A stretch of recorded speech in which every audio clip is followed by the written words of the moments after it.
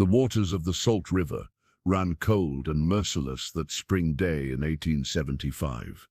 Young Nita Whitehorse, just 12 summers old, had ventured too close to the swollen banks. One misstep was all it took.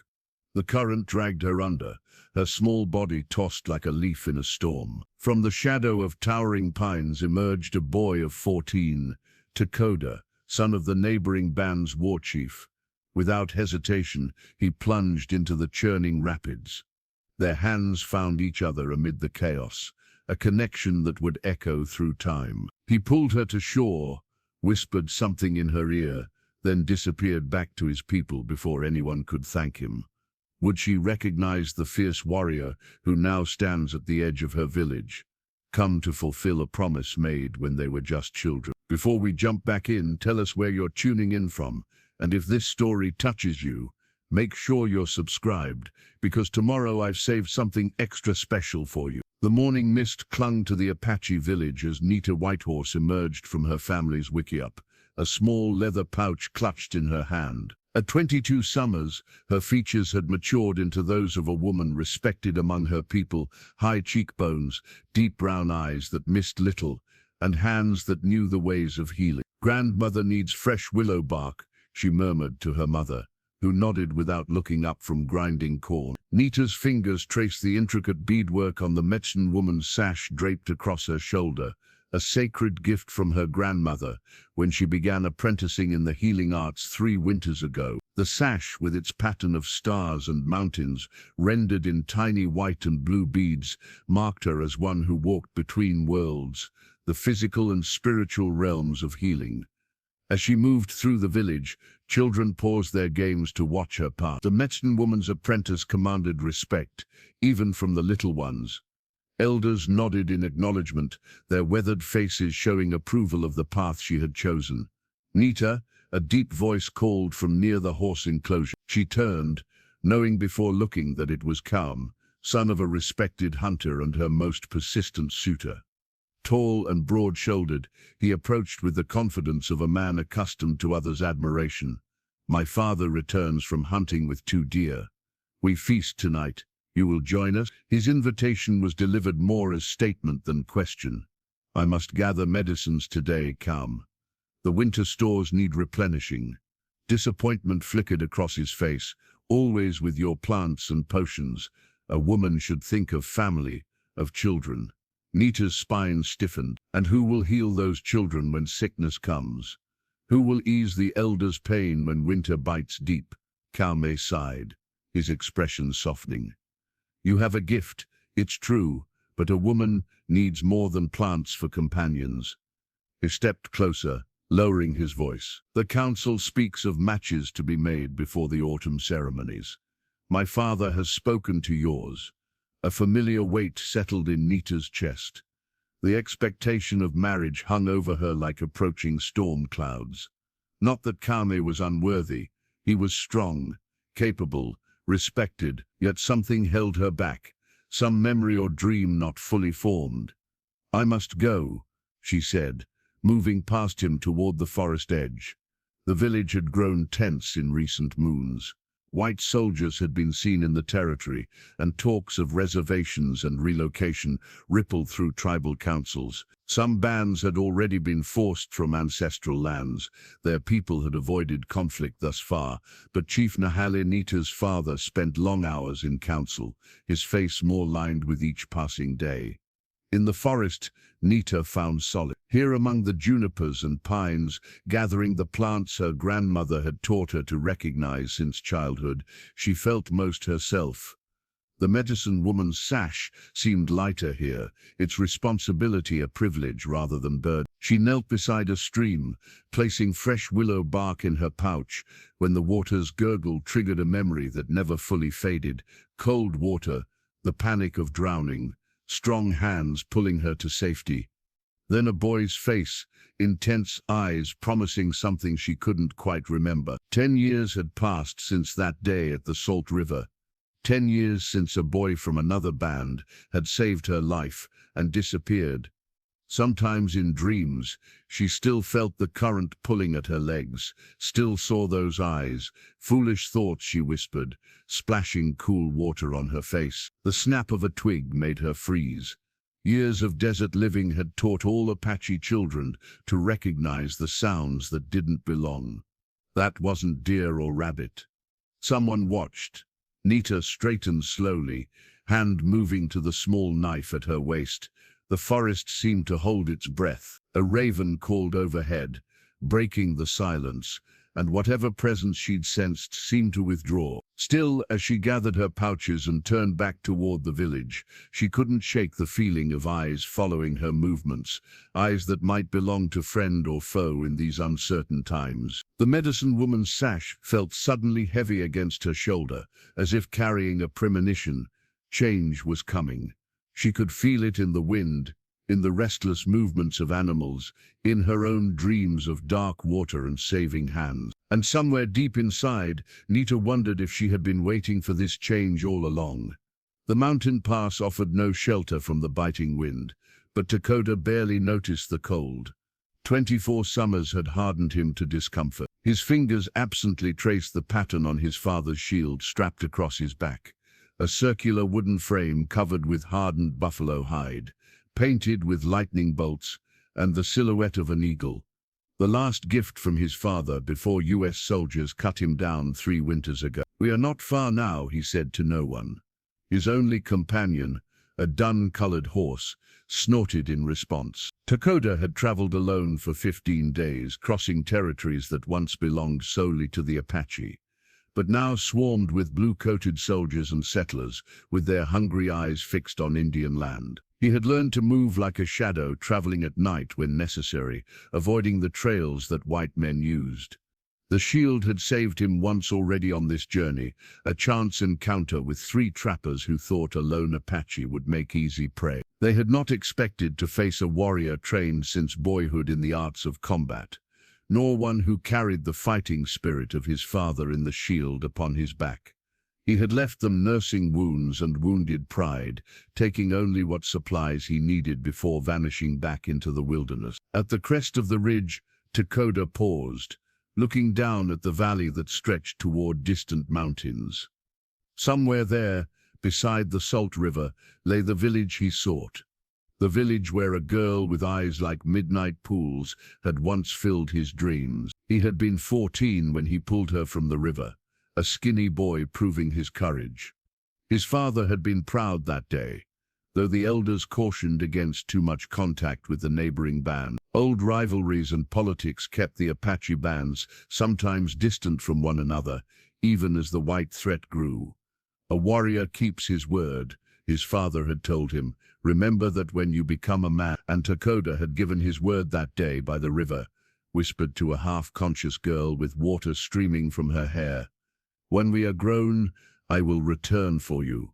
A child's promise, perhaps, but among his people, a man's word was sacred. Even a boy. The vision had come to him 4 moons ago, during the isolation of his morning ritual for his father.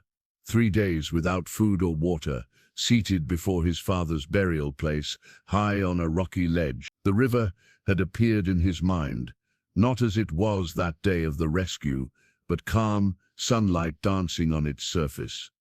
A woman stood on its bank, her face turned away. He knew it was her.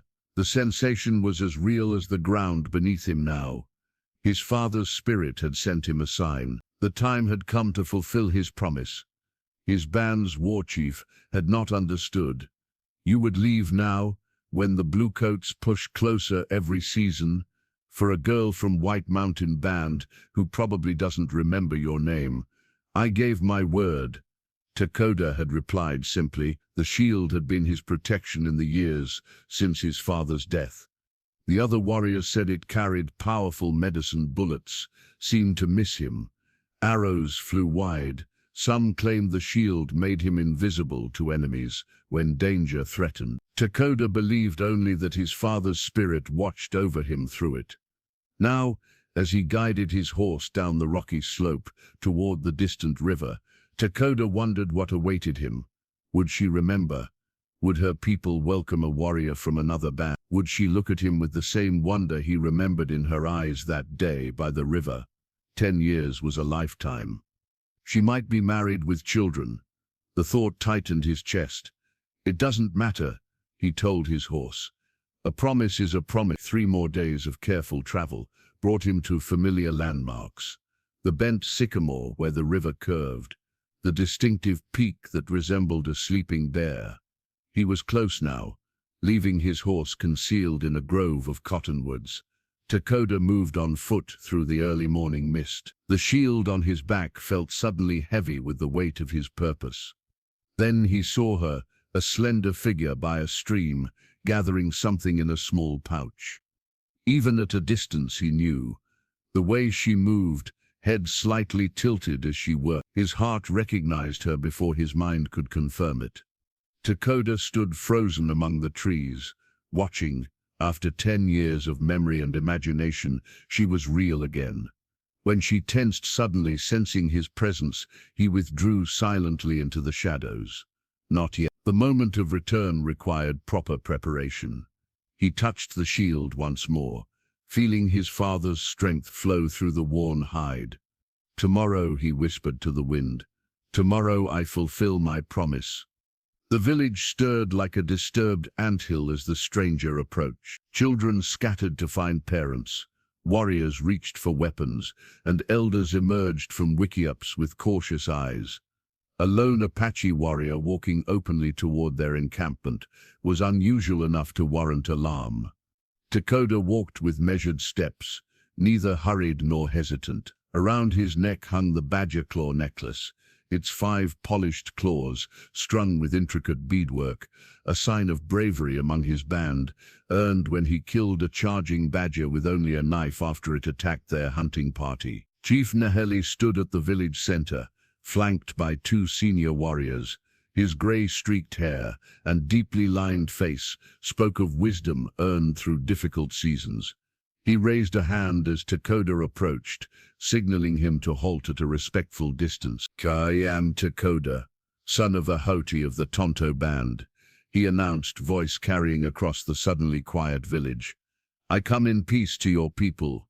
Whispers rippled through the gathered onlookers. The Tonto band was known to them, distant kin, though relations had been sporadic in recent years, as each Apache group focused on survival against encroaching settlers.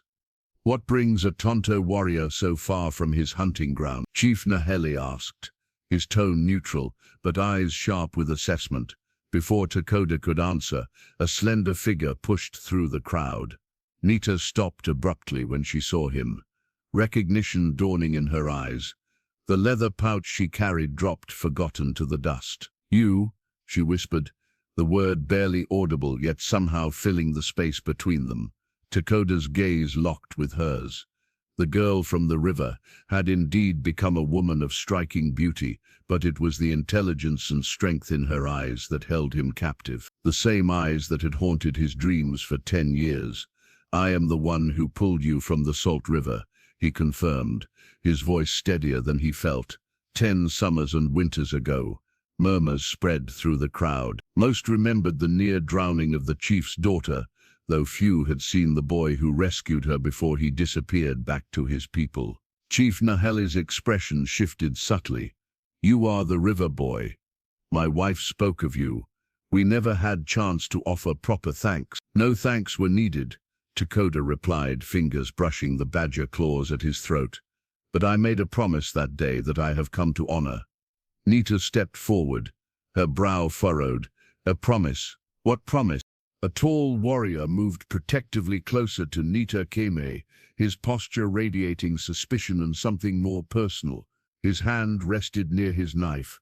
"When I pulled you from the water," Takoda said, addressing Nita directly now, "you were barely conscious. I told you then that when we were both grown, I would return." He paused, aware of every eye upon him. "I have come to fulfill that promise." Confusion crossed Nita's face. "I don't remember those words." "You were half drowned, daughter," an elderly woman said, moving to stand beside Nita. Her fingers were gnarled with age, but her eyes were bright with wisdom. The river had nearly claimed your spirit. The old woman, clearly the tribe's medicine woman, studied Takoda with penetrating intensity. Why return now, after so many seas? Takoda stood straight, the badger claws gleaming in the sunlight. My father fell to bluecoat bullets 3 winters past. In my morning vision I saw the river again. I saw her. His eyes returned to Nita. The spirits guided me to honor my word. Chief Nahali gestured to a log at the edge of the council circle. Sit. We will hear your story properly. As Takoda moved to the offered seat, Kemi stepped into his path. What exactly is this promise you claim to fulfill? His voice carried challenge. Takoda met his gaze without flinching. I promised to return for her when the time was right. Return for her? Kemi's hand tightened on his knife. She is not yours to claim, Tonto. Enough, Kemi, Chief Nahali commanded. He comes under peace talk. We will hear him. The gathered villagers formed a loose circle as Takoda took his seat. Nita remained standing, her expression a mixture of wonder and uncertainty. The medicine woman, her grandmother, Takoda now realized, placed a steadying hand on her arm. Secure full purpose, young warrior, the chief said. Takoda's fingers traced the badger claws, drawing strength from what they represented. I have come to ask permission to court your daughter, according to the proper ways of our people. A shocked silence fell over the gathering, broken only by Keme's barely suppressed growl of disapproval. Nita's eyes widened, a flush spreading across her cheeks. You don't even know me, she said softly. Takoda met her gaze steadily. No, but I have carried the memory of you since that day, by the river. I have come to know you if you will allow it. The chief exchanged glances with the medicine woman, some unspoken communication passing between them. You will stay as our guest, Chief Nahali finally declared. We will speak more of this after you have rested from your journey. As the crowd dispersed, Nita's eyes remained fixed on Takoda, searching his face as if looking for the boy she barely remembered in the man who had traveled so far to find her. The badger claws at his throat caught the last rays of sunlight, casting small shadows that danced across his chest, like spirits witnessing a promise finally set in motion. 3 days passed with Takoda as an uneasy guest in the village. He had been given a small shelter near the edge of the encampment, close enough to observe, but far enough to mark him as outsider. Each morning he joined the hunters. Each evening he sat quietly at the communal fires, watchful and measured in his words. By the 4th day, the village had divided in its opinion of the stranger. Some admired his skill with bow and horse. Others, particularly those aligned with Keme's family, regarded him with open suspicion. At dawn, Nita knelt by the stream that fed their village, washing her cedar root basket, a tightly woven ceremonial container passed through 5 generations of medicine women in her family. Its distinctive curved handle had been carved into the shape of a bird in flight, and the dark patina of age and medicine herbs gave it a rich, earthy scent. You are out early, she startled at Takoda's voice, nearly dropping the precious basket into the water. He stood several paces away, respecting proper distance between an unmarried woman and man. The morning is best for gathering dew-fresh plants, she replied, her hands continuing their gentle cleaning motions. Grandmother says their spirits are most willing to help at dawn. Takoda nodded, his eyes moving to the basket. That is fine craftsmanship. It has held the medicines of 5 generations of my family's healers. Nita traced the bird-shaped handle. My grandmother says a basket like this chooses its keeper. It chose me when I was only 9 summers old. And so you became a medicine woman. Not a question, but a statement of understanding. I am still learning, she corrected, rising with the basket carefully balanced. There are many seasons of knowledge I have yet to gather. He fell into step beside her, keeping a respectful distance as they walked along the stream bank. Your people watch me like hawks circling a rabbit, he observed. Can you blame them? A warrior from another band appears from nowhere, claiming a childhood promise no one wit. You do not remember my words by the river. Nita glanced sideways at him. I remember a boy pulling me from the water. I remember coughing, struggling to breathe. But words? No. Takoda stopped walking, forcing Nita to pause and face him. Yet you knew me immediately. She clutched her basket tighter. I remembered your eyes. The admission seemed to surprise her as much as him. From the village came the sound of a bone whistle, 3 sharp notes calling the council to gather. Your village holds many councils, Takoda observed. These are uncertain times. The bluecoats push closer each season. Some bands have already been forced onto reservation lands. She hesitated. And now there is you. Me? A stranger arriving when tensions are already high. Some wonder about your true purpose. Takoda's expression hardened slightly. I have spoken truth about my purpose. Perhaps. But Kama has been speaking to the elders. He suggests you might be a scout for your band, seeking new hunting grounds, or worse, working with the bluecoats. I would never. I do not say I believe it. Nita interrupted, but you must understand how your arrival appears. They reached the village edge where people were gathering near the council fire. Kama stood with his father and 2 other senior warriors, their expressions grim, as they watched Takoda approach. He calls for a tribal vote on whether you should be asked to leave, Nita murmured, nodding toward Kama. And what do you wish? Takoda asked quietly. Before she could answer, Nita's grandmother approached, her walking stick tapping a slow rhythm on the hard earth. The old woman's face was a map of wrinkles, but her eyes remained sharp as a hawk's. Bring your basket, child, she called to Nita. The council will need the wisdom smoke. Nita nodded, then turned back to Takoda. My wishes are not what matters here, but I would hear more of this promise before you are sent away. She moved to join her grandmother, the cedar root basket cradled carefully in her arms. As she walked away, she felt Takoda's eyes following her, intense and unwavering. The council gathered in a circle, with Chief Naheli seated on a ceremonial blanket at its head. As the chief's daughter and medicine woman's apprentice, Nita took her place slightly behind her grandmother, setting the cedar root basket between them. Kemi rose to speak first, his voice carrying across the hushed gathering. We know nothing of this man except what he tells us. He comes when bluecoats patrol ever closer to our lands. He speaks of promises to our chief's daughter that no one witnessed. I say we cannot trust him. Murmurs of agreement rippled through some of the gathered tribe. Nita's grandmother reached slowly into the cedar root basket, extracting a small bundle of herbs.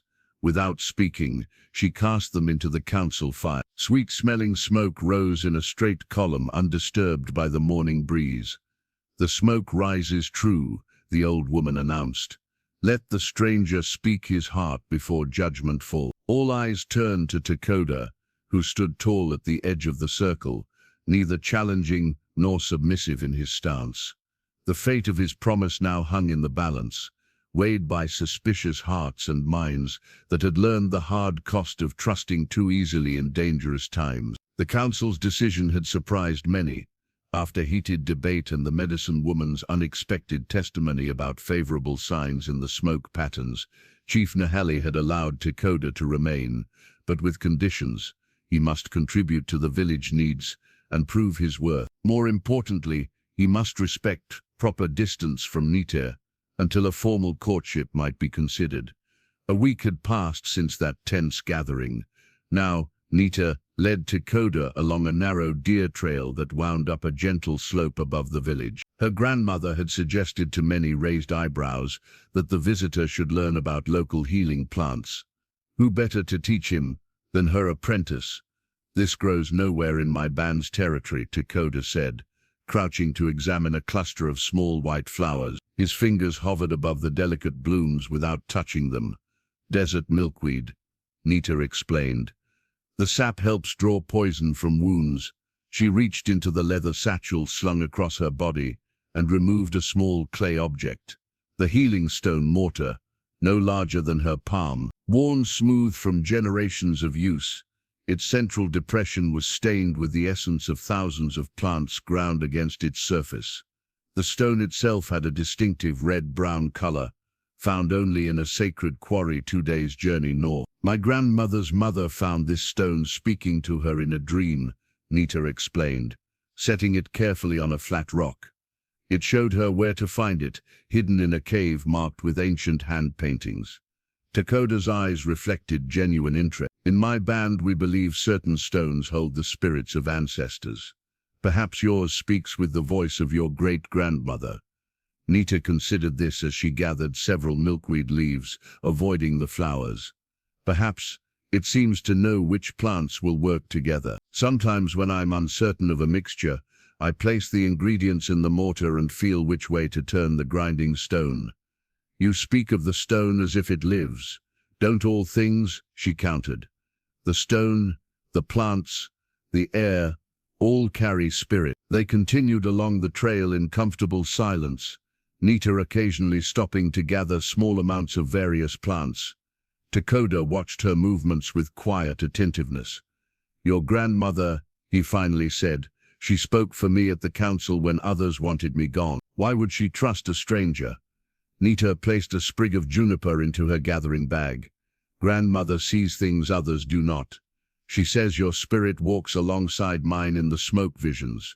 She immediately regretted sharing something so personal. Takoda's expression shifted, a subtle softening around his eyes. When I was drowning, she continued more formally, did I say anything to you? You were fighting for breath, but your eyes spoke. He paused. They held no fear, only determination. Even at 12 summers, you were strong-spirited. The compliment warmed her unexpectedly. Nita busied herself with examining a patch of sage. I've watched you these past days, she said. The way you hunt, the way you speak with our elders, respectful but never submissive. You carry yourself like a leader. My father was war chief before the Bluecoats killed him. He taught me that a true leader serves his people, not himself. Is that why you fight the Bluecoats? Kama claims you've led raids against their outposts. Takoda's expression hardened. Kama should mind his own achievements rather than speculate about mine. So you deny it. I defend my people when necessary. Wouldn't you? The question hung between them as they reached a small clearing. A fallen log provided a natural seat overlooking the valley below. The village appeared as a collection of small shapes nestled against the curving river. Nita removed the healing stone mortar and began carefully grinding some of her collected plants. The rhythmic motion was soothing, familiar. You never answered my question, Takoda said quietly, about what you wish regarding my staying or leaving. Her hands paused briefly before resuming their work. My wishes are not simple. Try me. She met his gaze directly. I wish to understand why, after 10 years, the boy from the river returned as a man making claims upon my future. Not claims, he corrected. An offer. There is a difference. An offer based on a promise I don't remember. Takoda leaned slightly closer, careful to maintain proper respect. Then let me earn your trust now, not from memories of the past. The sincerity in his voice touched something inside her. Nita found herself studying his face, the straight line of his nose, the small scar near his left eyebrow, the intensity of his dark eyes. She wondered what he had endured in the years since pulling a drowning girl from the river. Perhaps that would be wiser, she conceded, returning her attention to the mortar. A distant cry from the village interrupted the moment. They both stood, instantly alert. More shouts followed. Riders, Takoda said, his keen eyes spotting movement on the distant trail. Bluecoats. Nita quickly gathered her belongings, tucking the precious healing stone mortar securely into her bag. Their brief moment of connection dissolved into immediate concern for the village below.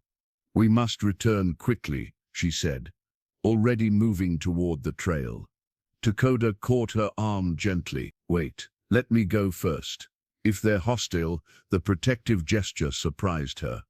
For a moment, she glimpsed what kind of man he truly might be beyond warrior or suitor. Someone who instinctively placed himself between others and danger.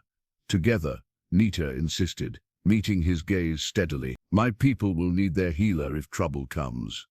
He nodded once, respect evident in his eyes, and they hurried down the trail toward whatever awaited them below. The village erupted in controlled urgency as word spread of approaching soldiers. Women gathered children, warriors collected weapons, and elders moved to the central gathering area where Chief Nahale already stood, face grim with concentration. 6 riders, the lookout reported, moving slow, not attack formation. Takoda and Nita arrived breathless from their herb-gathering expedition. She immediately moved to her grandmother's side while Takoda positioned himself near the warriors, his posture alert but calm. Chief Nahale held a weathered smoke signal blanket, its once bright red and black geometric patterns faded from years of use. The thick wool covering had been traded from northern tribes decades ago, specially made with tightly woven fibers that could direct smoke signals with precision when manipulated properly. In desperate times, it had helped coordinate defense or evacuation between scattered Apache family groups. "We may need to send warning to the families at the summer camp," the chief said, his fingers running over the blanket's worn edge. "Makrit, be ready." A young warrior nodded, understanding his role if signals became necessary. Kime stepped forward. "My father and I will meet them with 10 warriors. We show strength." "No," Takoda interjected. "Too aggressive, 2 men only, the chief and 1 other, show neither fear nor threat." Kime's face darkened. "You presume to give orders here. Outsider, I give counsel based on experience," Takoda replied evenly. Bluecoats read large warrior parties as hostile intent. A chief alone with trusted second shows confidence. The village elders exchanged glances, weighing his words. Chief Nahale studied Takoda carefully before nodding. "He speaks wisdom. I will go with Halaku." He nodded toward his most trusted advisor, an older warrior with silver-streaked hair. "Father," Nita spoke up, "let me accompany you as well." Surprised murmurs rippled through the gathering. Women rarely participated in such negotiations. "What purpose?" Keme demanded. "The presence of a woman, especially a healer, signals peaceful intent," she explained, "and I speak some of their tongue from trading with settlers."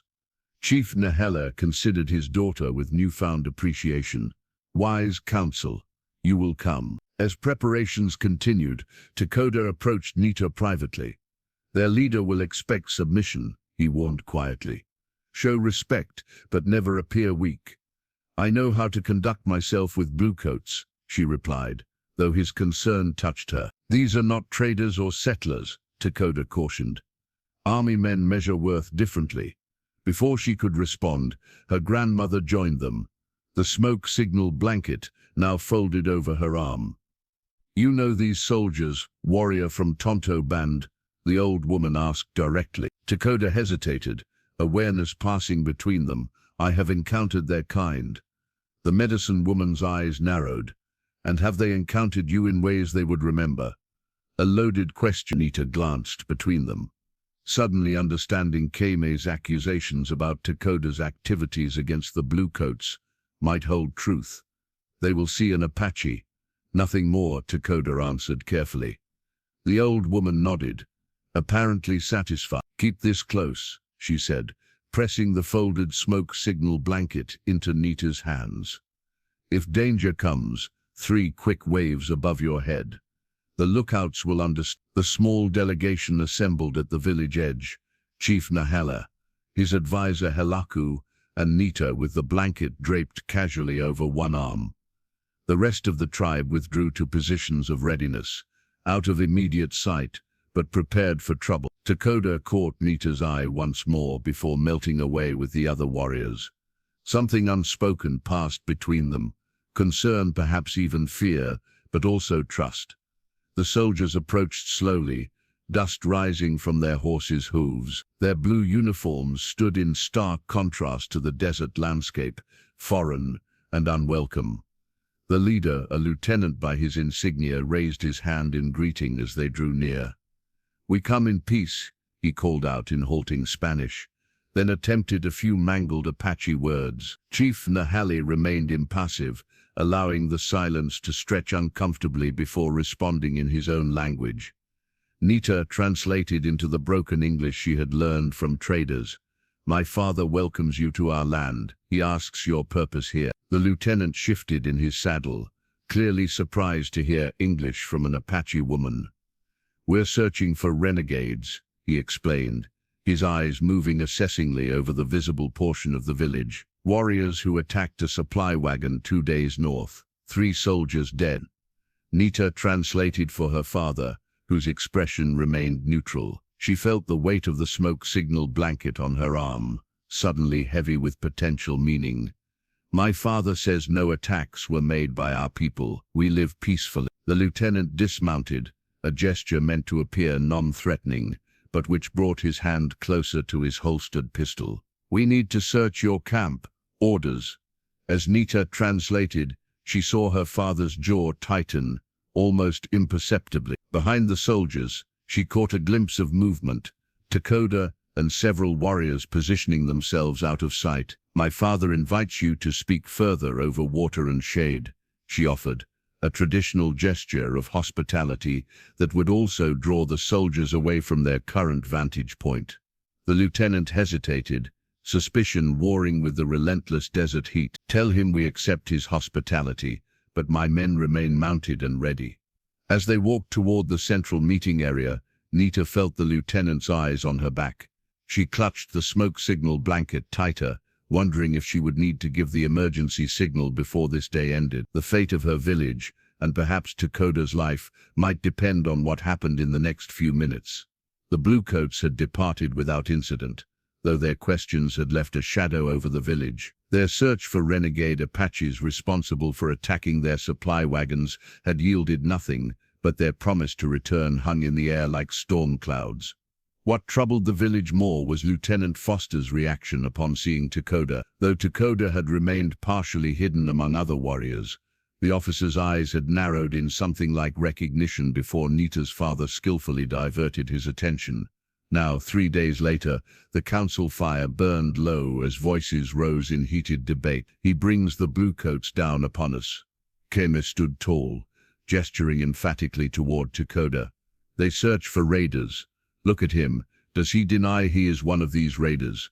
All eyes turned to Takoda, who sat calmly, hands resting on his knees. "I have defended my people against those who would destroy us. I make no apology for this." The gathered elders murmured among themselves. Chief Nahala raised his hand for silence.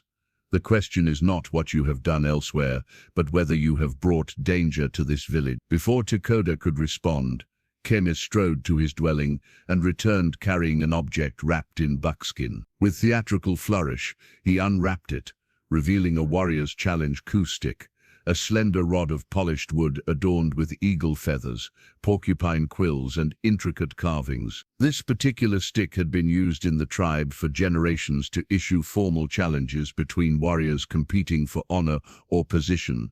A hush fell over the gathering. The challenge stick was not presented lightly. "I challenge Takoda of the Tonto Band," Keme announced formally. "Let his worth be proven through the ancient tests before he speaks further of courting our chief's daughter." Nita, seated beside her grandmother, felt her chest tighten. The challenge was rarely refused without losing all honor. Chief Nahale frowned. "This is not necessary, Keme." "With respect, Chief Nahale, it is our way," Keme insisted. "A warrior from another band comes seeking your daughter's hand. The challenge is my right." The elders nodded in reluctant agreement. Tradition was clear on this matter. Takoda rose slowly. "I accept the challenge." His voice carried no anger, only resolution. Keme smiled thinly, holding out the challenge coup stick between them. 3 tests: strength, skill, and wisdom. Beginning at dawn tomorrow. Takoda grasped the other end of the stick, completing the formal acceptance. 3 tests. As the council dispersed, Nita hurried after Takoda as he walked toward his shelter at the village edge. "This is foolishness," she said, when they were beyond easy hearing of others. "Keme has been preparing for the warrior's challenge since boyhood. His father has won it 4 times. Takoda regarded her with quiet amusement. "Are you concerned for me? I'm concerned for unnecessary bloodshed, she replied, though the flush in her cheeks suggested otherwise. The challenge rarely ends in death. Rarely is not never, she countered. Keme has much to prove. He will not show mercy. Takoda stopped walking, turning to face her fully. In the fading daylight, his features seemed carved from stone, revealing nothing of his thoughts. Why does this trouble you, Nita? You've given no indication you welcome my intention. Perhaps Keme would make a better husband. The directness of his question caught her off guard. I did not say. You did not need to. He is of your band, known to you since childhood. A proven hunter and warrior. His eyes held hers. While I am a stranger who brings complication. Nita found herself unable to deny his words, yet equally unable to confirm them. The truth lay somewhere in the tangled space between duty and the inexplicable pull she felt toward this man. The challenge is our tradition, she finally said, but be warned, Keme will use every advantage. Takoda's expression softened slightly. I would expect nothing less from a man fighting for what he values. The simple statement hung between them, laden with meaning that neither was ready to fully acknowledge. Rest well then, Nita said, stepping back. Tomorrow will test you in ways you cannot anticipate. As she turned to leave, Takoda spoke once more. The day I pulled you from the river, I was not yet a warrior. I had never faced a challenge or counted coup in battle. But I did not hesitate to enter those waters. Nita paused, not turning back. What are you saying? That some tests come to us unbidden, revealing character more truly than any formal challenge. She continued walking, his words following her like shadows as darkness settled over the village. At dawn, the entire tribe gathered at the challenge grounds, a flat stretch of earth beyond the village, where generations of Apache warriors had proven their worth. Elders took their places on elevated seats, women and children formed a wide circle, and warriors stood ready to witness the ancient ritual. Keme arrived with 6 supporters, his body painted with red ochre symbols of strength and victory. The challenge coup stick was held by his father, a renowned warrior whose approval Keme had sought his entire life.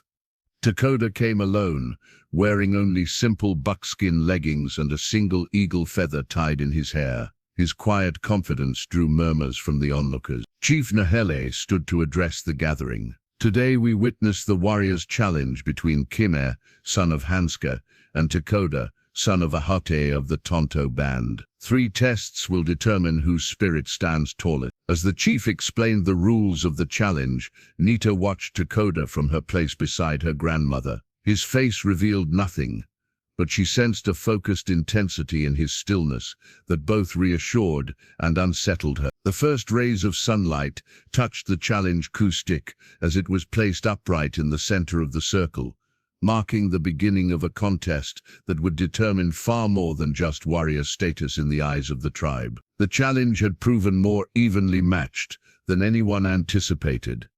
The first test, lifting and carrying stone weights across the challenge circle, had ended with Keme victorious by a narrow margin.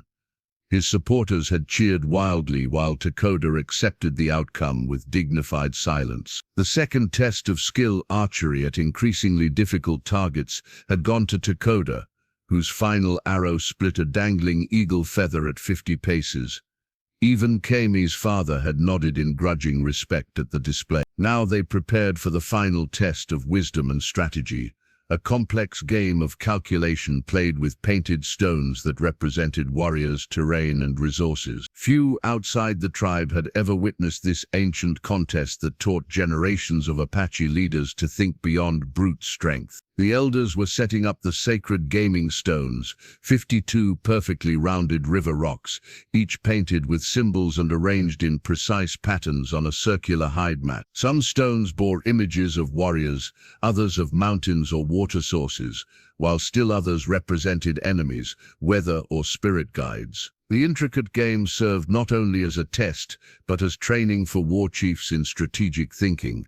Nita watched as her father explained the rules to Takoda. The outsider listened intent, his eyes studying the pattern with focused intelligence. Across from him, Kame projected confidence, having played this game since childhood under his father's tutelage. As they took their positions on either side of the gaming mat, a distant whistle pierced the morning air, 3 sharp notes followed by 2 long ones. The tribal danger signal. Every head turned toward the hills where a lookout stood, frantically waving a red cloth. Chief Nahale immediately raised his hand, halting the challenge. "Warriors, prepare," he commanded, his voice cutting through the sudden tension. "Women and children to the shelter caves." The gathering dissolved into purposeful motion. Keme and Takoda both rose from the gaming mat, their rivalry instantly set aside in the face of common threat. "Riders coming fast from the east," reported a breathless scout running into the circle. "Blue coats, many of them, not like before. These come with weapons ready." Chief Nahale turned to Takoda.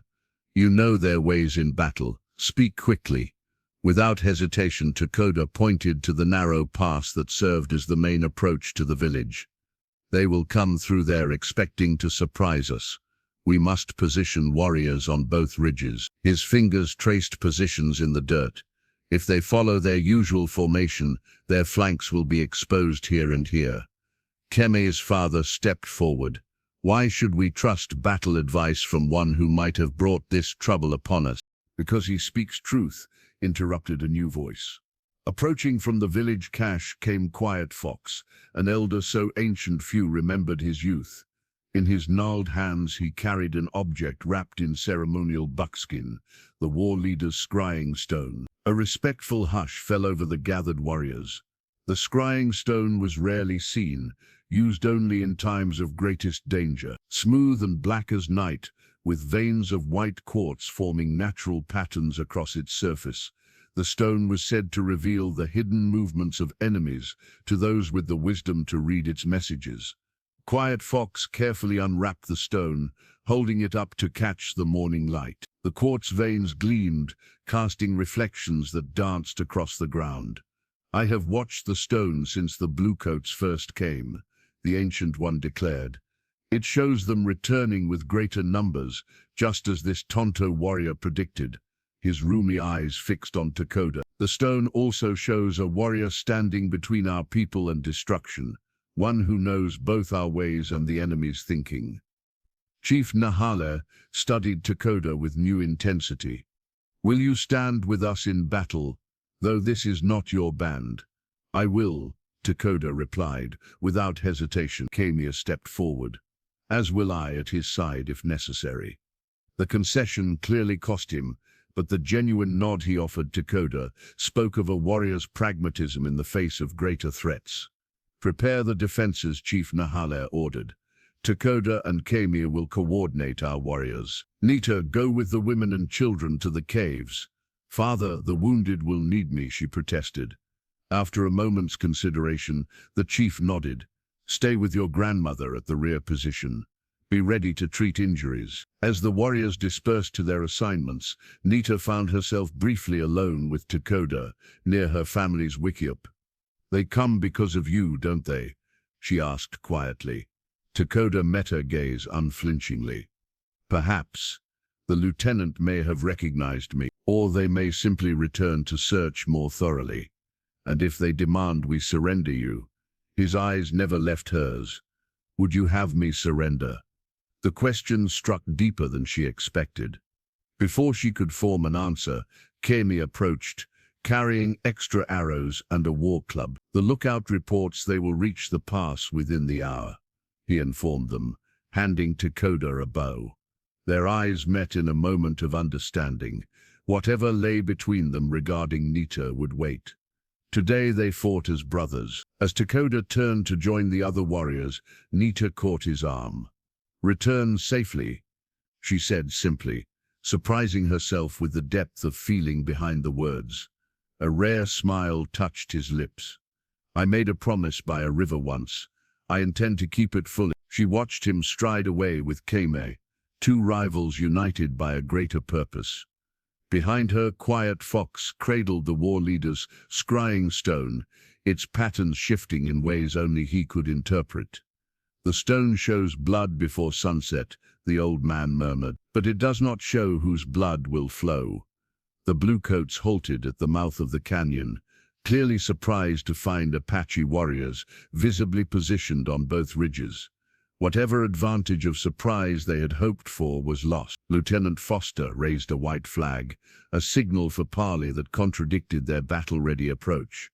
From his hidden position among the rocks, Takoda studied the soldiers through narrowed eyes. 20 men, well-armed but uneasy in the narrow confines of the canyon, where Apache warriors held the high ground. A tactical stalemate. They seek to talk now that they see our position, Kemi observed from beside him. Takoda nodded. A wise choice on their part. Chief Nahale joined them, his expression grave. What game do they play? They come armed for war, then call for peace talk. They did not expect us to be prepared, Takoda explained. Now they reassess. After brief council, Chief Nahale decided to meet the lieutenant under truce conditions. Takoda advised caution. Let me accompany you as translator, he suggested. I understand not just their words, but their thinking. The chief studied him. If they recognize you as an enemy, then we will know their true purpose here. Kemi frowned. It could be a trap to capture him. Then you and the warriors will ensure they do not leave this canyon. Chief Nahale replied grimly. As they prepared to the medicine woman approached. Carrying a small object wrapped in soft deerskin, she pressed it into Nahale's hands. Take the spirit collar flute, she instructed. It will ensure your words reach not just their ears, but their hearts. The chief unwrapped the object, reverently, a slender wooden flute, carved from lightning-struck pine, adorned with feathers and intricate symbols. Not played for music but used in sacred ceremonies, it was believed to summon ancestral spirits and lend power to spoken words. Its voice had not been heard in the valley for many seasons. The spirits favor truth today, the old woman added, her eyes lingering on Takoda. Chief Nahale re-wrapped the precious flute and tucked it into his belt. With a nod to Takoda, they began their descent toward the waiting soldiers, 4 warriors following at a respectful distance. Lieutenant Foster removed his hat as they approached, a gesture of respect, though his hand remained near his holstered pistol. Chief Nahale, he greeted in halting Spanish. We come seeking peaceful resolution. Takoda translated the words into Apache, then responded in surprisingly fluent English. Chief Nahale asks why you approach his village with weapons drawn if peace is your purpose. The lieutenant's eyes widened slightly at Takoda's command of English, studying him with growing suspicion. We received reports of hostiles in this area, Foster explained. Raiders who have attacked supply wagons and killed soldiers. Takoda translated faithfully, watching the lieutenant's face. The chief says his people have committed no such acts. They live in peace. Foster's gaze remained fixed on Takoda. You speak our language well for one who lives so far from settlements. I have traded with your people, Takoda replied evenly. Have you indeed? The lieutenant's hand moved slightly closer to his weapon. Strange, because you resemble the description of a renegade who's been causing trouble north of here. One who speaks English and knows army tactics. The tension thickened. Behind them, the Apache warriors shifted position. Arrows nocked but not yet drawn. Chief Nahale, sensing the dangerous turn, removed the spirit collar flute from his belt. Foster eyed it warily. A peace offering, he asked. No, Takoda, translated as the chief spoke. A reminder of who we are. This flute carries the voices of our ancestors. They watch us now, Lieutenant. They will witness whether you bring war or peace to people who have done no wrong. The chief raised the flute to his lips and blew a single soft note, not a musical sound, but a low, haunting tone that seemed to vibrate through the canyon. The soldiers shifted uncomfortably, several making warding gestures against what they perceived as pagan magic. The lieutenant hesitated, clearly torn between his suspicions and the precarious tactical situation. We must search your village, he finally stated. Those are our orders, Takoda translated, then conveyed the chief's reply. You may send 4 men unarmed to walk through our village with me. The rest must remain here. Unarmed? Impossible. Then there is no agreement, Takoda replied. And your men remain trapped in this canyon. Foster's face reddened. That sounds like a threat. An observation, Takoda corrected calmly. Look around you, Lieutenant. Foster surveyed the warriors positioned on both ridges, then the narrow canyon behind him. A frontal assault would be costly, perhaps disastrous. 2 men with sidearms only, he counted. Chief Nahale considered, then nodded once. Agreed, Takoda translated. You and 1 other may accompany the chief. Your main force remains here under truce protection. As arrangements were finalized, Foster stepped closer to Takoda. I know I've seen you before, he said quietly, and when I remember where, there will be a reckoning. Takoda's expression remained impassive. Perhaps you confuse me with another. We look alike to your kind. The lieutenant's eyes narrowed at the subtle barb. We'll see. As they prepared to escort Foster to the village, Chief Nahale placed the spirit collar flute back in his belt. Its purpose served for now. The ancestors had been called to witness, and for the moment, blood would not flow in the canyon, but in the lieutenant's suspicious glances toward Takoda lay the seeds of a confrontation merely postponed, not prevented.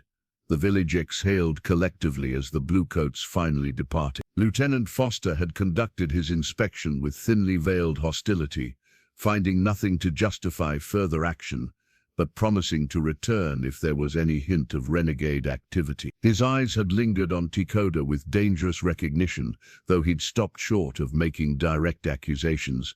Now, as twilight painted the desert in purple shadows, the tribal council gathered in grim assembly. At the center of their circle lay a rawhide bundle that had been discovered hidden beneath Takoda's sleeping furs during the soldiers' search, revealed not by the bluecoats, but by Kame, who had entered Takoda's shelter to ensure nothing incriminating remained before the soldiers arrived. Chief Nahale unwrapped the bundle slowly, revealing the blood memory bandolier, a leather strap adorned with 12 brass buttons, each one taken from the uniform of a dead soldier. Such trophies were kept by warriors in some Apache bands, each button representing an enemy defeated in battle. This particular bandolier was unusual for the careful arrangement of the buttons and the precise notches carved beneath each one, recording details of the encounters. A heavy silence fell over the gathering. Even those who had suspected Takoda's activities seemed shocked by the physical evidence. 12, Kame's father muttered. 12 bluecoats. Takoda sat straight back before the council, neither denying ownership nor showing shame. They came to our lands, they burned our camps, they killed our people, and now they come here, looking for you, Kame accused, standing behind his father. Nita watched from her place beside her grandmother, her heart constricted with conflicting emotions. The bandolier represented everything the village feared, direct confrontation with the army that could only end in destruction for her people. Did you attack the supply wagon they spoke of? Chief Nahale asked directly. No, Takoda answered. That was not my doing. But you have attacked others before it. Takoda met the chief's gaze. Yes, when they threatened my band, when they killed my father and burned our winter camp. His voice remained level. I count coup as our warriors have always done. The medicine woman leaned forward. Yet you came here knowing they hunt you. Why endanger our people for your blood feud? I came to fulfill my promise, Takoda replied, his eyes briefly finding Nita's. I did not believe they would track me this far south. A foolish mistake for a war leader. Kame's father spat. Or the action of a man who values his word above his safety, countered the medicine woman, unexpectedly. Chief Nahale held up the blood memory bandolier. This speaks of a warrior committed to revenge. Is that what drives you, Takoda? Blood for blood until none remain on either side. Justice drove me, Takoda replied, and protection of my people. And now, the chief pressed. A moment of silence stretched as Takoda seemed to weigh his response. Now I seek a different path. Kemi laughed bitterly. Convenient, when the bluecoats close in around you. Nita had no answer. She rolled the destiny stone between her palms, feeling its cool smoothness. The question is not what path he walked before, the old woman continued, but what path he walks now, and whether your paths are meant to join. And if they are, the tribe may reject him. Kemi and his father certainly will. Since when does Nita, who walked alone gathering medicines when other girls played with dolls, concern herself with others' approval? A rare smile creased the medicine woman's face. You have always followed your own vision. The simple truth of this observation settled over Nita like a warm blanket. She closed her fingers around the destiny stone, its presence reassuring in her palm. I must speak with him, she decided. Her grandmother nodded. Words unspoken are like seeds unplanted. They cannot grow. With renewed purpose, Nita returned to the village, the destiny stone tucked safely in her medicine pouch. She found Kemi outside his father's lodge, sharpening arrowheads with methodical precision. I would speak with Takoda, she stated without preamble. Kemi's hands paused in their work. My father left strict instructions. No one speaks with him, except council members. I am the chief's daughter and medicine woman's apprentice, Nita replied. I am no threat to him or our security. It is not our security I worry about, Kemi said, rising to face her. It is you. This man has blinded you with his river rescue story. You do not see the danger he represents. I see more clearly than you think. Something in her tone made Kemi study her more carefully. You care for him, he said, realization dawning in his eyes. Despite everything, the bandolier, the bluecoats hunting him, you would still choose him. Nita met his gaze steadily. I choose to hear his words directly, not filtered through others' fears. And my words, do they mean nothing to you now? There was genuine hurt beneath his challenge. Your words have always held meaning, Kemi. We grew up together. But my path is your own. Yes, you have made that clear many times. Bitterness edged his voice. Go then, speak with your warrior, but know that my father returns soon, and he will not be as permissive. Kemi signaled to the guard, who reluctantly stepped aside from the lodge entrance. With a nod of thanks, Nita ducked through the low doorway. Inside, Takoda sat cross-legged on a woven mat, his back straight despite his confinement.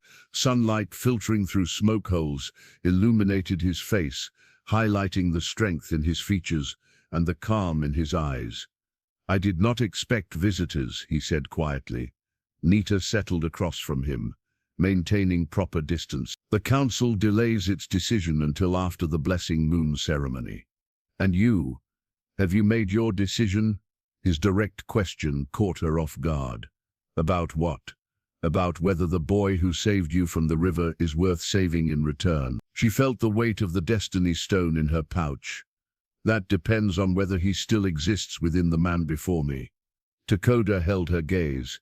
He does, though life has changed him in ways he sometimes regrets.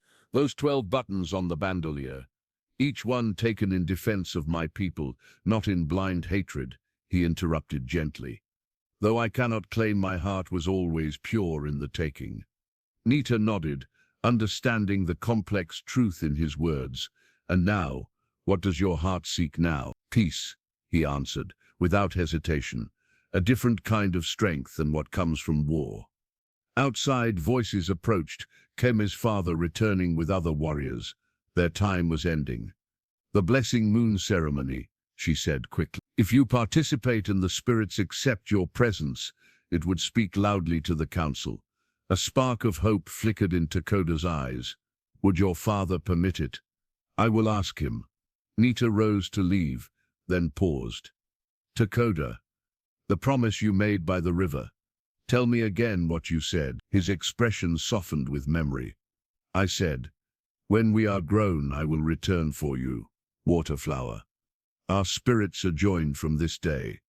Waterflower, your face, surrounded by river water, like a flower floating on the surface. A faint smile touched his lips. The name came without thought. Something inside Nita shifted, a recognition that felt both new and ancient. Without another word, she slipped from the lodge, the destiny stone warming against her skin, as if affirming the path now clear before her. The blessing moon ceremony was to begin at sunset.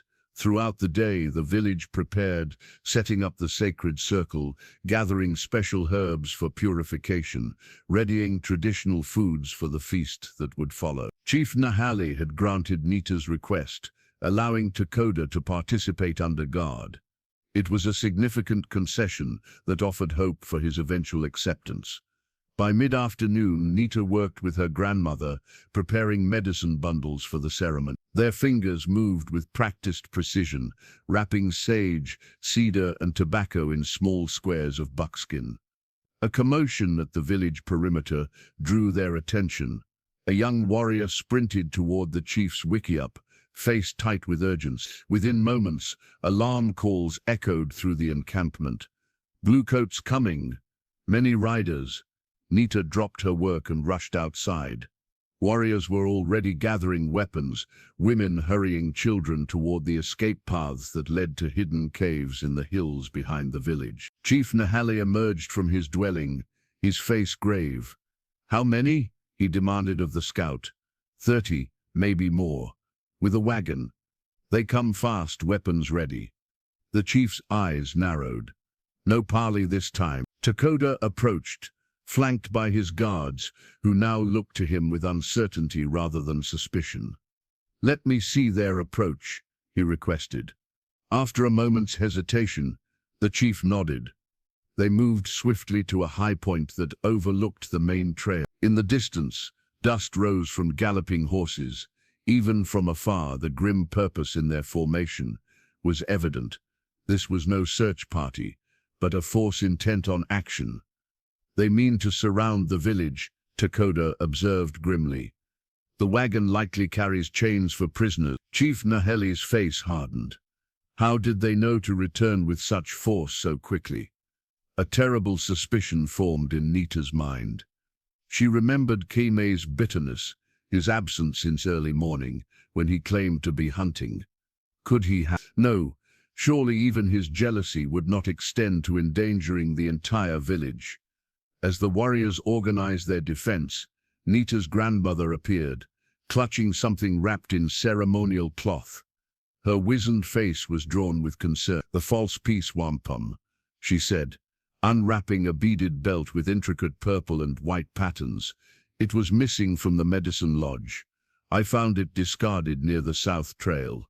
Murmurs of dismay spread among the elders. The ceremonial belt, made generations ago during a failed peace attempt with enemy tribes, was kept as a reminder of treachery. Its patterns told the story of peace promised, but betrayal delivered. A warning from ancestors about trusting too easily. "Someone has betrayed us to the Bluecoats," the medicine woman declared, her voice carrying despite its age-thinned quality. "The wampum warns us." Chief Nahali surveyed his people. "Who is missing from the village?" A woman stepped forward hesitantly. "Keme left before dawn. He said he was scouting the North Hills. And his father, gone since yesterday to trade with the river band." The implications hung heavy in the air. Takoda's face revealed nothing, though surely he must have suspected Keme's hand in this. "We have little time," he said instead, focusing on the immediate threat. "The women, children and elders must take the hidden paths to the high caves. Warriors should split, half to cover their escape, half to delay the soldiers here." Chief Nahali nodded in agreement. "Prepare for evacuation. Take only what can be carried quickly." As the village erupted into urgent activity, Nita approached her father. "I will stay with the warriors. The wounded will need me." "No," he countered firmly. "You go with your grandmother. Your healing skills will be needed with the children and elders if we must remain hidden for days." "Father, this is not a request, daughter. Our people's medicine knowledge must survive even if—" He stopped himself, but the unspoken possibility hung between them. Takoda stepped forward. Chief Nahale, I must speak. The chief turned to him expectantly. This attack comes because of me. Let me surrender myself. Perhaps they will spare the village if they have what they truly seek. Nahale studied him thoughtfully. You would give yourself to the Bluecoat. Their justice is not known for mercy. I would give my life for your people's safety, Takoda replied steadily. For her safety, he added, glancing at Nita. Before the chief could respond, a sharp cry came from the lookout. They've divided their forces. Some approach from the south path. The soldiers had split their attack, cutting off the primary escape route. Somehow they knew the village layout too well for it to be coincidence. Kempi, Nita whispered. The betrayal finally undeniable. He told them everything. Her father's expression confirmed her suspicion. Gather what medicines you can carry, he ordered her. We use the western path now. As Nita hurried to collect essential supplies, she passed the false peace wampum still in her grandmother's hands. The beaded pattern seemed to shimmer with terrible prescience, the white beads of promised peace overwhelmed by the purple beads of coming violence. Takoda caught up to her at her dwelling. Nita, he said urgently. If we are separated, we won't be, she interrupted, surprising herself with her certainty. If we are, he insisted, remember that my promise remains, in this life or the next. The intensity in his eyes burned away any remaining doubts in her heart. Without concern for who might see, she pressed her palm to his cheek in a gesture of deep affection. No separation, she repeated firmly. Our spirits are joined, Water Warrior. A rare smile touched his lips at her use of a name she had created for him. In that moment, an echo of the one he had given her long ago. The moment shattered as gunfire erupted at the village edge. The Bluecoats had arrived, and with them the consequences of betrayal. 3 days had passed since the attack. Most of the village had escaped into the high canyon country, where ancient ones had carved dwellings into cliff walls invisible from below. Only 5 warriors had been wounded in the fighting, and 1 elder had died, not from bullets but from the strain of the swift evacuation. But Takoda had been taken. Against Chief Nahale's orders, he had created a diversion, drawing the soldiers' attention while the last of the villagers escaped. Nita had watched in horror from a high ridge as he was finally surrounded, fighting until overwhelmed by sheer number. The soldiers had bound him and thrown him into their wagon like captured prey. Now, in the dim light of a cave hidden high in the canyon wall, Nita unfolded the shadow walking map, a piece of thin, smoke-cured deerskin marked with natural dyes in patterns incomprehensible to outsiders. Handed down through generations of Apache scouts, it showed secret paths, hidden water sources, and safe approaches to known military positions throughout the territory. The map had been entrusted to her father by a dying scout from a neighboring band 3 summers ago, with instructions to use it only in greatest need. He is likely at Fort Whipple, Chief Nahale said, studying the map alongside her. 2 days' hard ride from here. 3 soldiers were injured in his capture, added Helaku, the chief's advisor. They will move slower, stopping at Morgan Creek Outpost first. Nita's finger traced the faint line that represented a hidden approach to the outpost. There are only 10 soldiers stationed there, according to our traders. If we could reach it before they transfer him to the fort. Daughter, her father said gently, I understand your heart, but we must think of the whole tribe. The risk is too great, and leaving him to hang is acceptable. The words escaped before she could temper them. The chief's expression remained compassionate, despite her tone. He chose his path when he created the diversion. It was a warrior's choice, made freely. A choice forced by Kemi's betrayal, she countered. Does our tribe abandon those who sacrifice for us? The question hung in the air, unanswerable. Kemi had not returned to the hidden camps, confirming his treachery beyond doubt. Her grandmother, who had been listening silently, spoke up. The map shows what is possible, not what must be done. Nita carefully refolded the precious deerskin. Then I will go alone. You will not, her father stated firmly. I forbid it, father. Nita. His tone softened. Your skills as a healer are needed here, and a single person, especially a woman alone, would never succeed. She wanted to argue further, but knew the truth in his words. Frustration burned in her chest as she left the council cave, climbing higher into the rocks where she could be alone with her thoughts. The moon rose full and bright over the desert below, the same blessing moon that should have witnessed the ceremony, that might have joined her path with Takoda's. Now it illuminated empty land, the village abandoned, Takoda imprisoned, and their future severed by betrayal and circumstance. His spirit is strong, came her grandmother's voice as the old woman laboriously climbed to join her. He will not break easily, but he is alone, Nita replied, not bothering to hide the ache in her voice. Perhaps not as alone as you think. The medicine woman settled beside her with a soft grunt. 4 warriors disappeared from our camp after nightfall yesterday. Nita turned to her grandmother in surprise. Father said nothing of this. Your father does not know everything that happens among our people. A hint of amusement colored the old woman's tone. Young Muck and 3 others, all friends of Takoda from the hunting parties. They took weapons and 3 days' food. Hope flared in Nita's heart. They've gone after him. Her grandmother nodded. They spoke to me before leaving. I gave them medicines and guidance. What guidance? To wait for the one who knows healing, who might be following. The old woman's eyes held meaning beyond her words. A rescue party may need someone who can tend wounds, both those of the body and of the spirit. Understanding dawned slowly. You want me to go? Want? Her grandmother chuckled softly. No, but I have seen what must be. The blessing moon reveals paths hidden by day.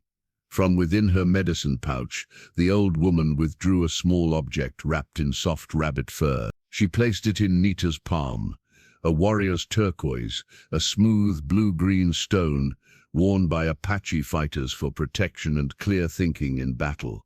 This particular stone was ancient, its surface bearing the natural pattern of a lightning bolt across its face. My grandfather carried this through many battles, the medicine woman explained.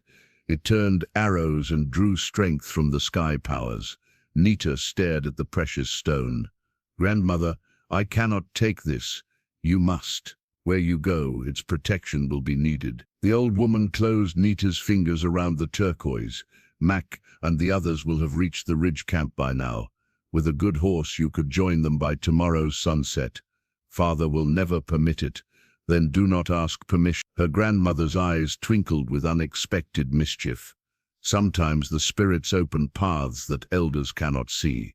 Nita's mind raced with sudden possibility. The shadow walking map is poorly guarded while the council discusses winter preparations. Her grandmother finished with a meaningful nod. You would help me defy Father? Nita asked, astonished. The old woman's face grew serious. I help you follow the path the spirits have shown. The man called Water Warrior is important, not just to your heart, but to our people's future. I have seen this in the smoke visions. With new resolve, Nita clutched the warrior's turquoise. I will need medicines, food, a weapon. Already gathered in my dwelling. Her grandmother smiled at Nita's surprise. Did you think an old medicine woman loses her ability to plan merely because her legs grow weak? For the first time in days, Nita felt something beyond despair. She leaned forward to embrace her grandmother gently. Thank you for seeing what I had not say. Go carefully, granddaughter, the old woman whispered. The path ahead holds both shadow and light. Trust the turquoise to guide you between them. As the blessing moon climbed higher, Nita's determination solidified into purpose. By dawn she would be gone, following both the map's secret paths and the deeper trail marked by her heart. Morgan Creek Outpost rose from the desert like a scar, a square wooden stockade surrounding a cluster of low buildings, its presence an affront to the natural landscape. From her position on a rocky ridge overlooking the approach road, Nita studied the soldiers' movements through the gathering dusk. She had caught up with Mark and the other warriors the previous day, her arrival causing initial surprise that quickly gave way to acceptance. They recognized the value of having a healer with them, and none questioned her right to participate in Takoda's rescue. 2 guards at the gate, Marka reported, crawling back from his closer reconnaissance. 4 more patrol the walls. The prisoner wagon arrived this morning. Have you seen Takoda? Nita asked, trying to keep her voice steady. Markak nodded grimly. They keep him in the small building behind the main house. His hands and feet are bound. He has been beaten, but he lives. The knowledge that he suffered tightened her chest with anger and fear. And inside the stockade, perhaps 20 soldiers total. Half are new arrivals who brought Takoda. They drink and celebrate his capture tonight. Nita reached into her medicine pouch and withdrew the night whisper owl, a small, intricately carved figure of black obsidian, no larger than her palm. The owl's eyes were inlaid with tiny chips of mica that caught any available light, giving the impression of watchfulness even in darkness. Her grandmother had pressed it into her hands just before her departure. For moving unseen, the old woman had explained. The owl flies silently, invisible against the night sky. Keep it close when stealth matters more than strength. Now, as evening shadows lengthened, Nita cupped the obsidian owl between her palms, feeling its cool weight as a reminder of what lay ahead. This would be no frontal attack, but a mission of shadows and wisp. We move when the drinking songs begin, she decided, her tone leaving no room for debate despite her youth and gender. Something had shifted within her during the journey, a certainty of purpose that commanded respect from the young warriors. Mac nodded agreement. The guard changes at full dark. There will be moments of confusion we can use. They waited as night claimed the land, the temperature dropping quickly as desert heat surrendered to starlight. From the outpost came the sounds of men's voices, growing louder and less disciplined as liquor flowed. Now, Nita whispered when a particularly raucous chorus erupted. They moved like shadows down the rocky slope, 4 warriors and a medicine woman, transformed into spirits of vengeance. The night whisper owl seemed to grow heavier against Nita's skin, its presence a talisman against discovery. At the stockade's blind corner where the sentry walk was obscured from other guards' positions, they paused. Makshak produced a rope with a wooden hook, fashioned during their journey specifically for scaling the wall. With practiced skill, he swung it upward, the hook catching silently on the walkway above. I go first, Nita stated, surprising them. I am lightest. Before they could protest, she was climbing, her movements fluid and silent as the owl she carried. Reaching the top, she flattened herself against the rough planking, heart-pounding, as a guard passed less than 20 paces away, his attention focused outward rather than behind him. One by one, the warriors joined her. Using hand signals, Makshak indicated their path across the compound, a route that utilized shadows and blind spots in the guards' positions. They descended into the stockade using the same rope, now in the most dangerous phase of their mission. Discovery here would mean certain death, with walls on all sides and armed men everywhere. Nita clutched the night whisper owl as they crept between buildings, its obsidian coolness somehow steadying her racing pulse. A burst of laughter from the main building covered their movement as they reached the small structure where Takoda was held. A single guard stood at the door, his posture relaxed, rifle held loosely. Clearly he expected no threat inside the security of the outpost. Makshak moved with lethal efficiency, a swift approach from behind, one hand clamping over the man's mouth, while the other drove a knife upward. The guard collapsed without a sound, lowered gently to the ground. Nita forced herself to look away from the dead soldier, focusing instead on the door he had guarded, locked as expected. Stand ready, she whispered to the warriors as she removed small pouches from her medicine bag. Working quickly, she mixed powders her grandmother had prepared, herbs that, when burned, created a smoke that induced deep sleep. She packed the mixture into the crack beneath the door, then used flint to ignite it. Holding her own breath, she waited until thin wisps of smoke disappeared into the room beyond. If anyone is inside with him, they will sleep now, she explained. Marek nodded approval at her foresight, then set to work on the lock with a thin metal tool. The mechanism yielded with a soft click that sounded thunderous to Nita's heightened senses. The door swung open to reveal a single room, dimly lit by a small lantern. Takoda lay on his side against the far wall, hands and feet bound with heavy rope, his face bruised and swollen. No guards were inside, fortunate, as it meant no witnesses to overcome. His eyes widened in disbelief as he recognized Nita. "You should not be here," he whispered hoarsely. "Be silent," she responded, kneeling swiftly beside him. The night whisper owl pressed against her skin as she bent to examine his bonds.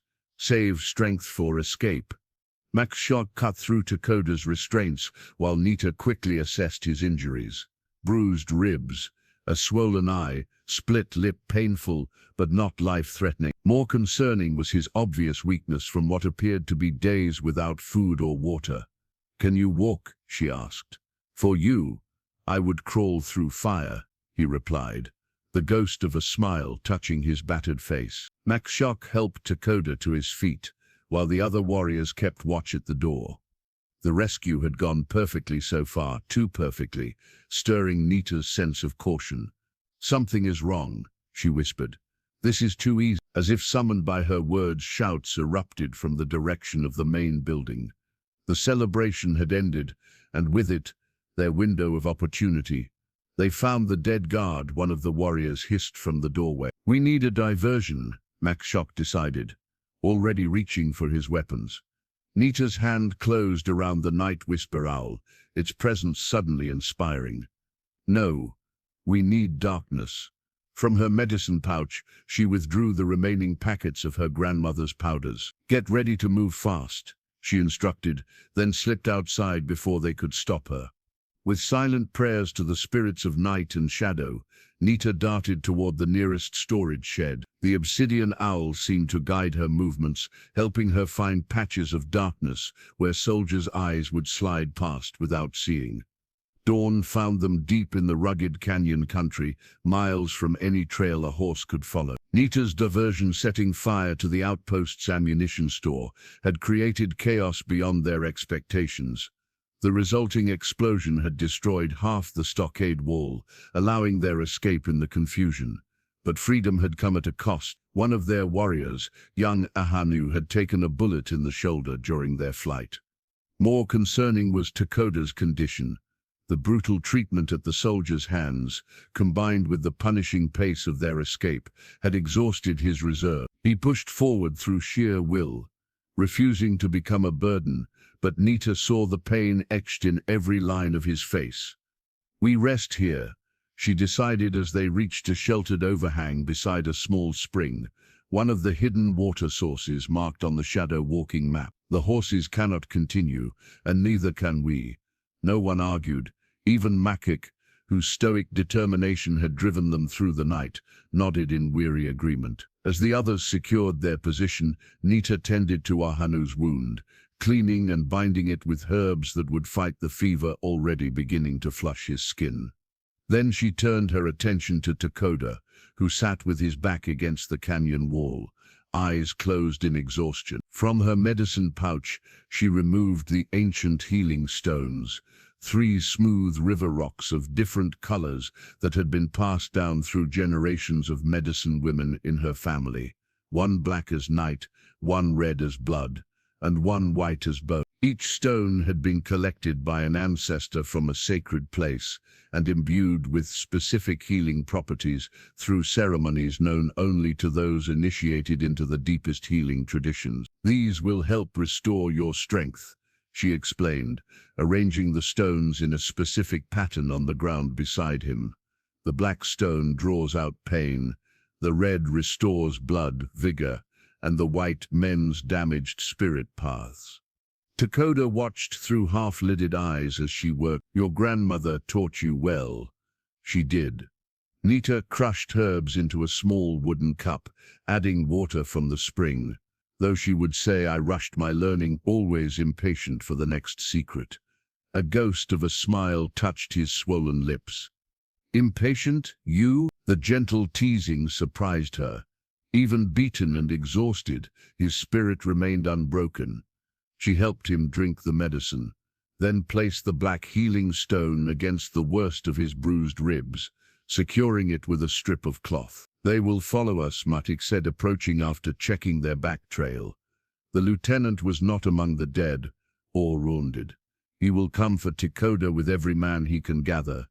"Let him come," Takoda replied, his voice stronger than it had been. "This country favors those who know its secrets, not those who march in straight lines."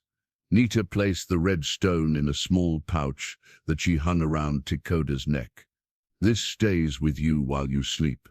It will help restore what was taken." He caught her hand as she withdrew, his fingers surprisingly warm despite his condition. "Thank you, Waterflower."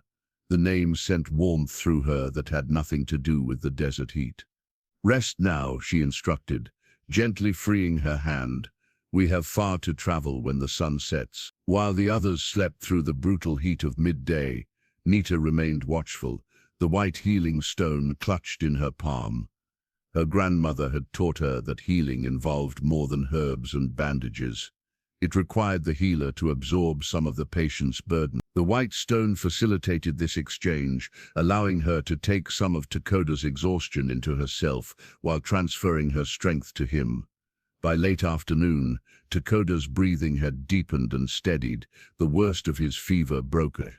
Ahanu, too, showed improvement, though the bullet wound would need weeks to fully heal. "You should rest now," Makak told her as the shadows lengthened. "We will need your strength for the journey ahead." Nita nodded, suddenly aware of the bone-deep weariness that had settled into her limbs, partly from the healing exchange, partly from the past days of intense activity. She settled beside Takoda, not touching but close enough to feel the reassurance of his presence. As sleep began to claim her, she heard him murmur, "The first time I saved you from death," he said softly. "Now you have repaid that debt." "There is no debt between us," she replied, her voice thick with approaching sleep. "Only a circle." "A circle," he repeated thoughtfully. "Like your healing stones." "Yes, each with its purpose, each connected to the others." His hand found hers in the growing darkness, a touch as light as a feather, yet somehow anchoring her to the earth. "Sleep, brave one.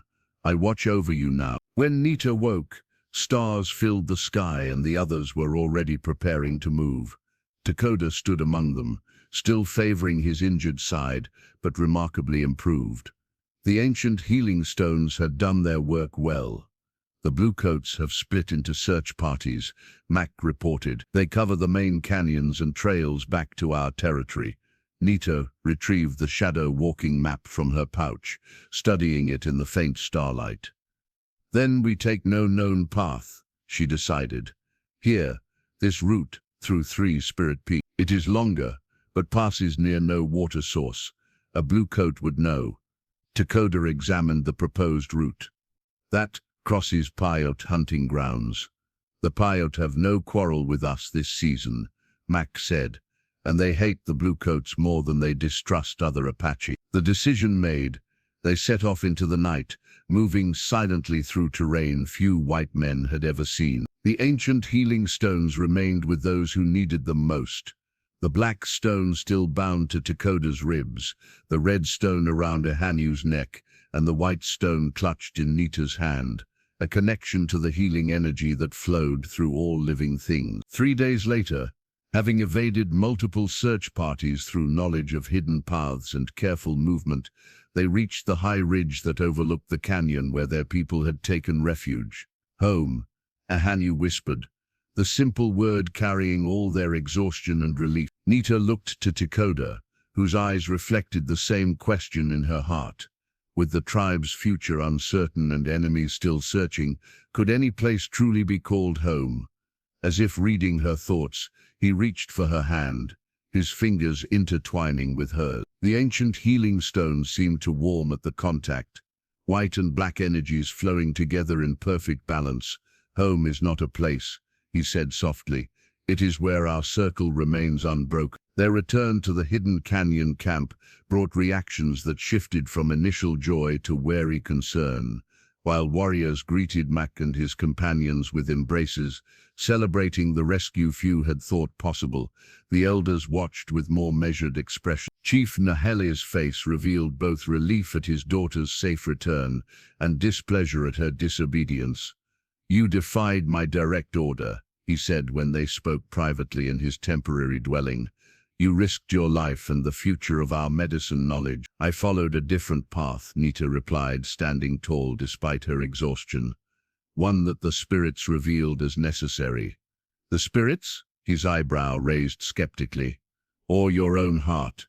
Both speak with the same voice, Father." Grandmother understood this. At the mention of the medicine woman, Chief Nahele's expression softened slightly. "She claims no knowledge of your departure, though her eyes tell a different story." A ghost of a smile touched Nita's lips. "She has taught me many things." The chief studied his daughter with new eyes, seeing not the child he sought to protect, but a woman grown into her power. "The council must decide what to do about Takoda," he said finally. "The Bluecoats will not stop hunting him, or us, if they believe we harbor him. Then let them face the council's judgment together," Nita suggested, her voice steady.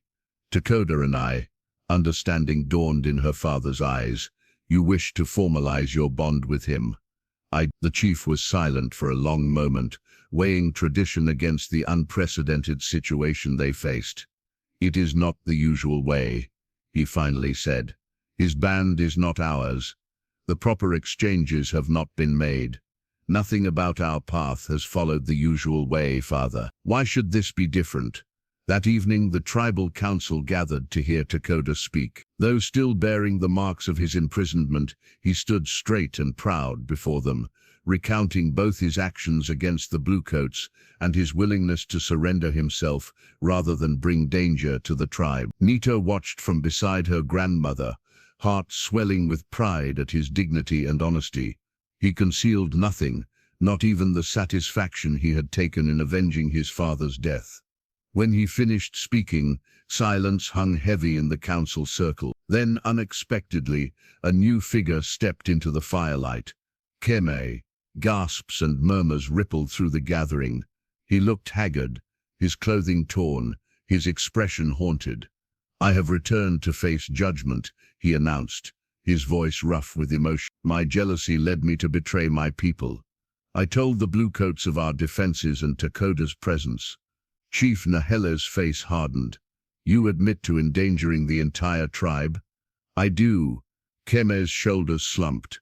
"I believed I acted to protect us from Takoda's enemies, but in my heart I knew my true motivation." His eyes found Nita briefly before dropping in shame. "I was wrong. When I saw what the soldiers intended, not just Takoda's capture, but harm to our entire village, I realized my terrible mistake." "Why return now?" one elder demanded. "You could have fled." "Because I am Apache," Kame answered simply. "My shame is mine to bear before my people, not to hide from an exile." His words, spoken with genuine remorse, touched something in the gathering. The Apache valued courage and honesty, even in admitting grievous wrongs. From her medicine pouch, Nita's grandmother withdrew an object wrapped in ceremonial buckskin. She rose slowly, her ancient bones protesting, and made her way to the center of the council circle. There, she carefully unwrapped the unity blanket strip, a narrow band of woven wool, only the width of 2 fingers, but nearly 6 feet long, its intricate pattern representing the joining of separate paths into one. Traditionally used in marriage ceremonies, this particular strip was ancient, its colors still vibrant despite generations of careful handling.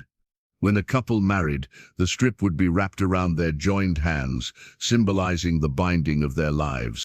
"I have carried this since I was a young woman," the medicine woman announced to the hushed gathering. "It has united many couples in our band, including Chief Nahele and his wife. Now I offer it for a different kind of binding." She turned to face both Takoda and Keme. "Two warriors stand before us. One born to our band, but who strayed from our path. one born to another band who has shown himself willing to die for our people. She held the unity blanket strip between them. This band can join two souls in marriage, or it can bind together what conflict has torn apart. Understanding rippled through the council. The old woman was offering a path forward, not erasing Keme's betrayal, but creating the possibility of redemption through reconciliation with the man he had wronged. Takoda stepped forward first. "I have carried hatred in my heart for too long," he admitted. "First for the bluecoats who killed my father, then for those who betrayed me." He looked directly at Keme. "That path leads only to more suffering." Keme raised his eyes, meeting Takoda's gaze with difficulty. "I do not deserve forgiveness. None of us deserves the mercy we sometimes receive," Takoda replied. The medicine woman held the strip toward them. After a moment's hesitation, both men extended their right arms. With deliberate movements, she wrapped the ancient fabric around their wrists, binding them together in the same way it would join husband and wife. "What hatred has separated, let honor reunite," she intoned, her voice carrying surprising strength. "Before the tribe, make your pledge." "I pledge to set aside my jealousy and work for the good of the people," Kame said, his voice thick with emotion. "I pledge to defend this band as my own and seek peace where possible," Takoda responded. When the ceremony concluded, Chief Naheli stood. "The council recognizes both the wrong done and the path to making it right. Kame will face consequences for his actions, but he remains one of us. Takoda has proven himself a true friend to our band." His eyes moved to his daughter. "And there is one more matter to address." "Nita, come forward." Heart pounding, she joined her father in the circle's center. The medicine woman, still holding the unity blanket strip that now united former enemies, smiled knowingly.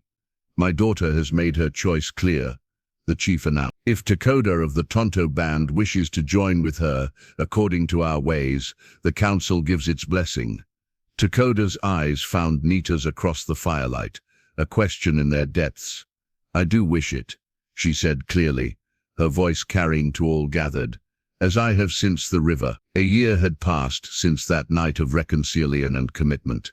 The seasons had turned full circle, bringing the tribe back to their traditional summer grounds, not the original village, which remained too closely associated with the Bluecoats, but an ancestral site farther into the mountains where springs ran cool and pine trees offered shelter from the desert heat.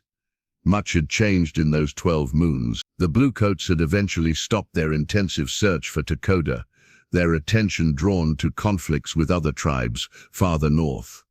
Nkombe had served his penance by taking the most dangerous scouting missions, gradually earning back the trust of his people. Most significantly, Takoda had been formally adopted into the tribe through ancient ceremonies, his knowledge of warfare making him a valued advisor to Chief Nahele. And Nita, she had changed perhaps most of all. No longer just an apprentice, she now worked alongside her grandmother as a recognized medicine woman in her own right. Marriage to Takoda had not diverted her from this path, but had somehow deepened her connection to the healing ways. This particular morning found her kneeling beside a small stream, collecting water in the sacred life vessel, a ceramic jar decorated with symbols of fertility and continuation. The vessel's rounded belly was painted with intricate patterns of spirals, zigzags, and animal figures that told the story of their people's beginning. For generations it had been used in blessing ceremonies for expectant mothers, its waters believed to ensure safe delivery and healthy children. Nita's hands cradled the vessel carefully, her fingers tracing the ancient patterns as she had done many times in recent months. But today the gesture held new significance. The vessel was for her own ceremony now. "I thought I might find you here," came Takoda's voice from behind her. She smiled without turning.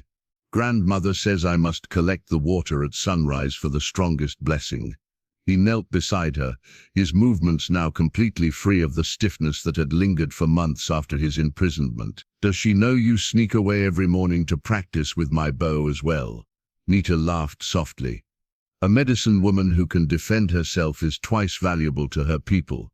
His hand covered hers where it rested on the sacred life vessel, and 3 times valuable to her husband. The year of marriage had not diminished the warmth that spread through her at his touch. If anything, their bond had deepened with each shared day and night, each challenge faced together. "A council meets today," Takoda said, as they walked back toward the village. Nita carrying the water vessel carefully. "Representatives from 3 other Apache bands will attend. To discuss the new treaty offer?" she asked. He nodded gravely. "The Bluecoats want all Apache to move to the reservation at San Carlos. They promise food, protection, education, and take our freedom, our traditions, our very identity," Nita finished. The debate had consumed much of the tribe's attention in recent weeks. Some, particularly older members, who had seen too many young warriors die, favored accepting the inevitable. Others, mainly younger fighters, advocated continued resistance. "Your father has asked me to speak at the council," Takoda said. "My perspective as someone who has walked both paths, resistance and cooperation. What will you tell them?" He was silent for several steps, considering that there is no perfect choice, that survival sometimes requires bending like the willow rather than standing rigid like the oak. Nita studied his profile, the strength in his jaw, the wisdom in his eyes, that had come at such cost. "You believe we should accept the treaty. I believe we should negotiate better terms while we still have some leverage," he clarified. "The world is changing around us, Waterflower. We must find ways to preserve what matters most, while adapting to what cannot be avoided." The wisdom in his words resonated with her own thoughts. As a healer, she understood that sometimes tissues must be sacrificed to save the whole body. They reached the edge of the village where her grandmother waited outside their family dwelling. The old woman's face creased into a smile at the sight of the sacred life vessel. "You have the blessed water," she observed. "Good. We will conduct your ceremony at midday, before the council gathering." Takoda squeezed Nita's hand gently before releasing it. "I will leave you to your preparation." As he walked away toward the men gathering near the council fire, Nita felt a wave of emotion so powerful it momentarily took her breath. Pride in the man he had become, gratitude for the path that had brought them together, hope for what lay ahead. Her free hand moved instinctively to rest on her abdomen, where new life grew, a tiny being created from their union, carrying forward both their bloodline. The child would be born into uncertain times, with the tribe balancing precariously between tradition and change, independence and compromise. "He will be a bridge between worlds," her grandmother said, noticing the gesture. "Like his father, like you." Nita questioned with a raised eyebrow. "Are you so certain it is a son?" The old woman's eyes twinkled. "The sacred life vessel has whispered to me. A boy first, to learn the ways of both warrior and healer. Later, a daughter with your gift for seeing beyond what eyes can show." The prediction sent a shiver of wonder through Nita. 2 children, continuations of their joined path, extending into a future she could only glimpse in dreams. That afternoon, after her blessing ceremony had concluded with the sacred life vessel's water symbolically washing away fears of difficult birth, Nita sat beside Takoda at the Great Council. Representatives from other bands listened intently as he spoke of finding balance between resistance and adaptation, of preserving their people's heart while engaging strategically with the changing world. As his words wove vision and practicality together, Nita recognized the same wisdom that had brought him back to her after 10 years, the understanding that some promises transcended time and circumstance, that some bonds were meant to endure despite all obstacles. Later, as sunset painted the western sky in colors no human hand could replicate, they stood together by a small tributary of the Great Salt River, not the exact spot where he had pulled her from drowning, but a place that echoed with the memory of that first connection. Takoda placed his hand gently on her belly, his expression filled with wonder as he felt the slight roundness that had only recently become noticeable. "From water you came to me," he said softly, "and to water we return to honor what began here." Nita covered his hand with her own, the sacred life vessel's blessing still humming through her veins. "Not an ending, she corrected. Only another beginning.